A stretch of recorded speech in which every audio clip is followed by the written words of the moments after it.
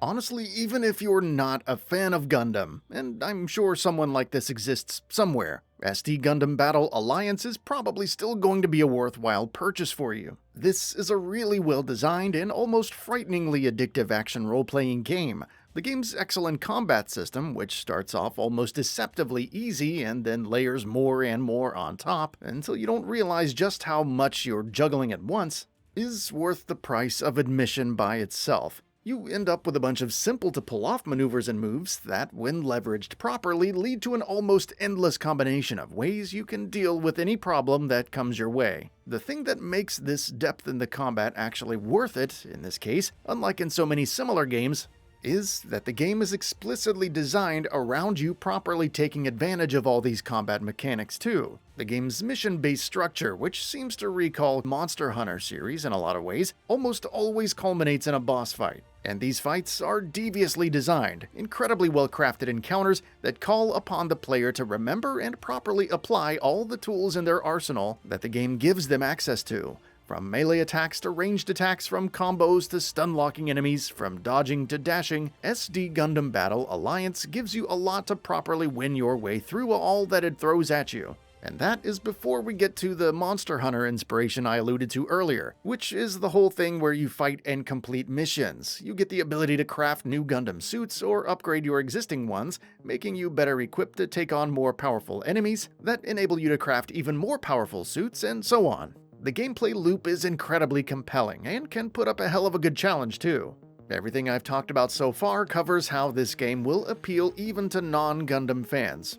However, if you are a Gundam fan, also known as being normal, then you're really in for a treat with this game, as in addition to the extremely well-designed core gameplay loop, you also get a game that's essentially an almost overbearing love letter to the property and everything that fans love about it. The story in it is almost inconsequential. You're essentially a nobody who's trapped in a virtual recreation of Gundam history, trying to fix the corruption in the data so you can escape back to the real world. This setup allows the game to not be limited by any one specific era of Gundam, so to say, and allow the game to include Gundam suits from across the franchise's entire storied history, as well as evoking some of its greatest moments across the innumerable works it's put out over the years.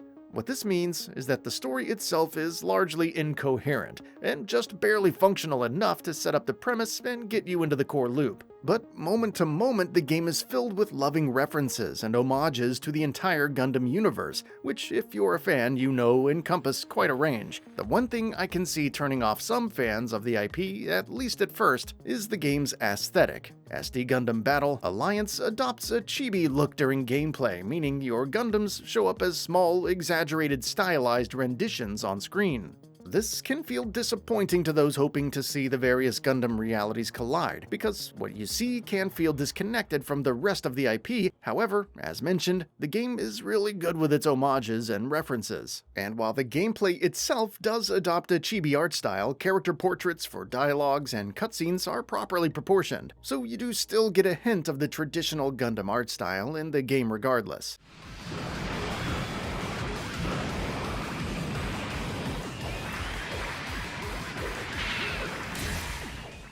While the chibi style can be unfairly, in my opinion, a deterrent for some, on the sound side of things, SD Gundam Battle Alliance is great. The music is fantastic, the voice acting is great, though unfortunately there are some caveats associated with each. The voice acting is Japanese only, meaning if you don't like subbed audio tracks, then you're a bit out of luck here. The music is roundly excellent, and in and of itself has no failings, but unfortunately the music, and the almost draconian rights that come along with the Japanese music industry, is the reason that this game completely rocks video clip recording. You can't record a single frame of it, which is especially a shame because, as mentioned, there are some thrilling fights in this game that would lend themselves well to being captured and shared. Over on the gameplay side, thankfully there are no similar stumbles.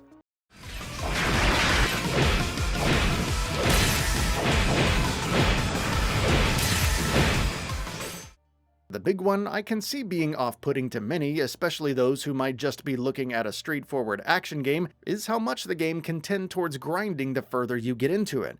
This, of course, makes sense. It's a role-playing game, and more importantly, it's a role-playing game that seems to take a lot of cues from Monster Hunter.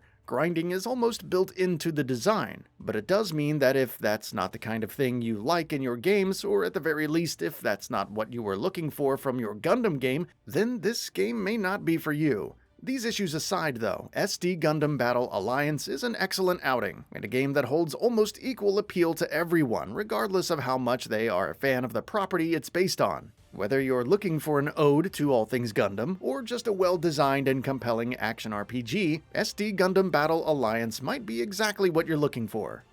That's all for now. If you enjoy what you saw, please hit the like button, and if you're new to the channel, now is a great time to subscribe. We upload brand new videos every single day. After subscribing, don't forget to enable all notifications by clicking the bell icon. Thanks for watching this video, and we'll see you next time, right here on GamingBolt.